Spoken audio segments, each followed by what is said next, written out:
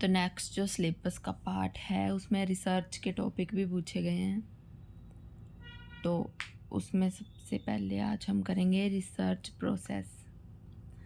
उसके अंडर हम पढ़ेंगे selection of topic, review of literature, formulation of hypothesis, aim and objectives, material and method, observations and results, method of communication and research.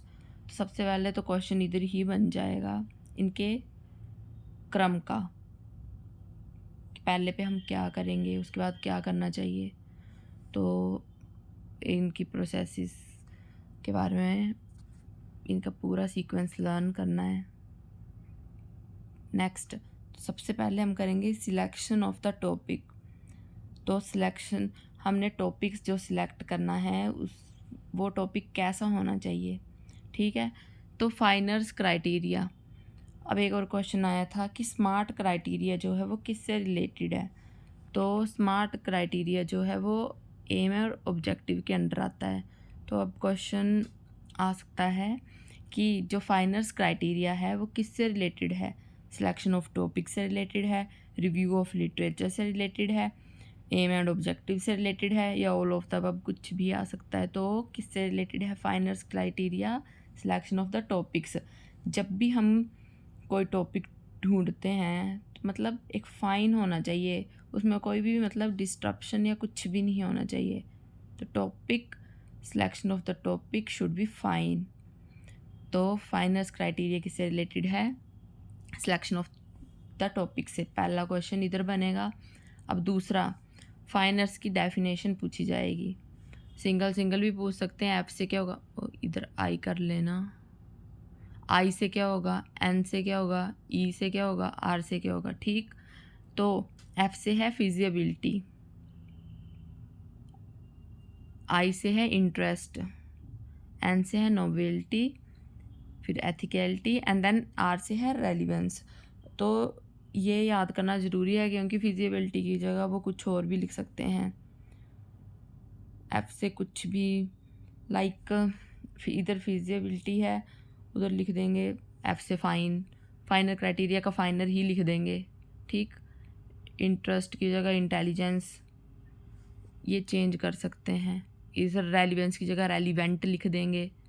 तो ये याद रखना है, ठीक है। एस से आ जाएगा सोशली यूजफुल।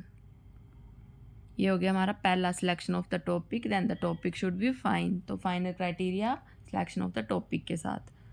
अब नेक्स्ट है हमारा रिव्यू ऑफ द लिटरेचर, ठीक है।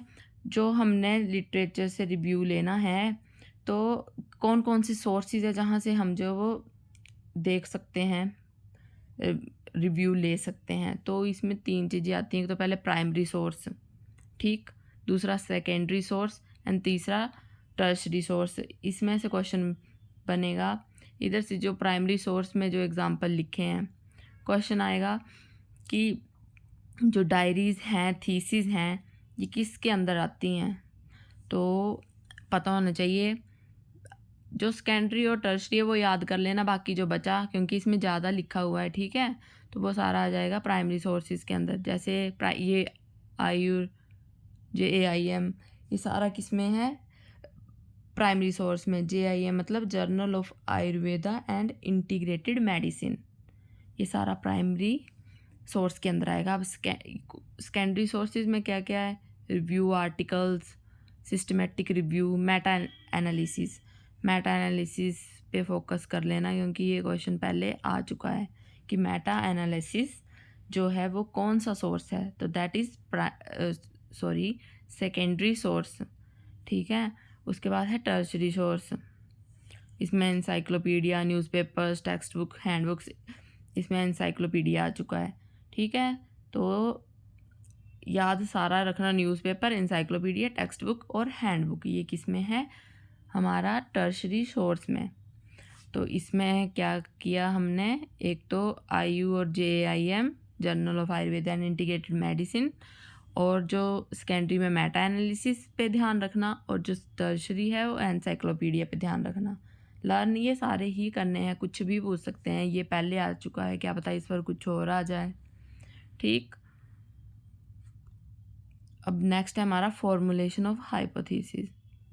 तो इसमें बताया कि हाइपोथेसिस कैसे कैसे बनानी है, क्या क्या उनमें मतलब होना चाहिए। तो इसमें एक तो हाइपोथेसिस इज अ लॉजिकल सुपोजिशन, ठीक है। इसमें कुछ ज़्यादा क्वेश्चन नहीं बनता है। एक तो इस पे लॉजिकल सुपोजिशन पे फोकस कर लेना, और एक is also a testable prediction, ठीक है। एक इस पे ध्यान रख लेना, बाकी इससे कुछ ज़्यादा क्वेश्चन बनेगा नहीं, थ्योरी बेस का है बाकी। अब है नेक्स्ट इज देखो एम एंड ऑब्जेक्टिव।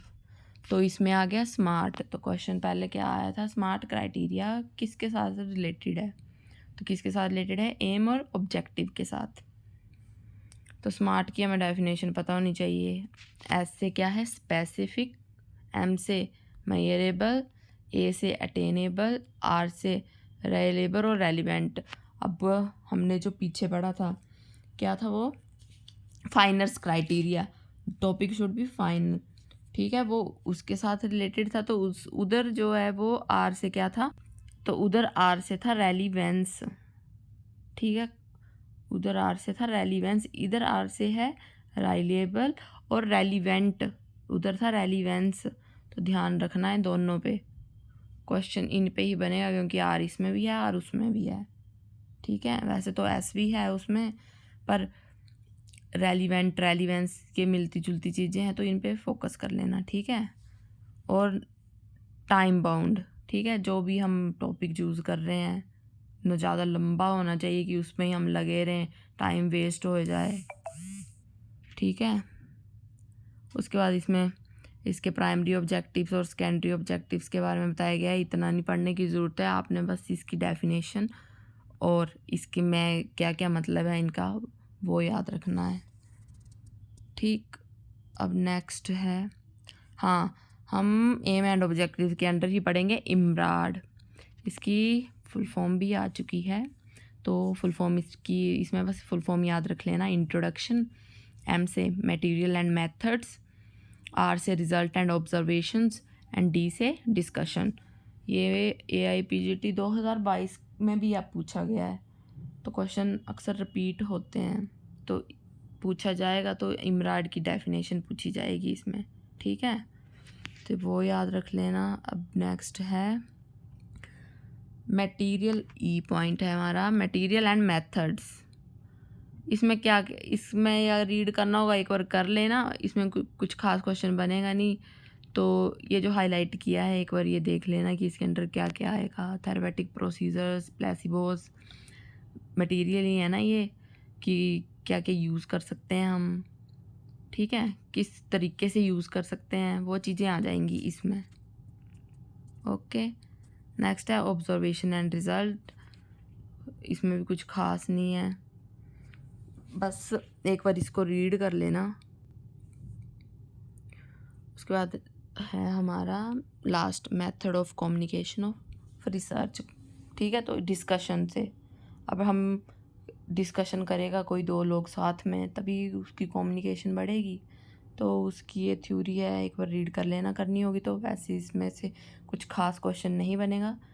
इसका एक तो क्या याद रखना है, रिसर्च प्रोसेस का पूरा सीक्वेंस, फाइनल क्राइटेरिया किससे रिलेटेड है, और इनकी पूरी ही FIN इनसे क्या रिलेटेड है, वो रिव्यू ऑफ लिटरेचर, व इसमें से तो क्वेश्चन आ सकता है, बनेगा, और प्राइमरी, सेकेंडरी और टर्शरी में से। फिर formulation of hypothesis, aim and objective, SMART criteria, IMRAD की फुल फॉर्म, और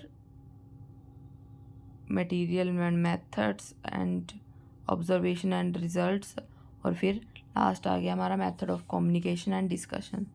तो ये पूरा ही टॉपिक आ गया, इसको जो है वो अच्छे से कर लेना क्योंकि क्वेश्चन इधर से ही बनते हैं मोस्टली।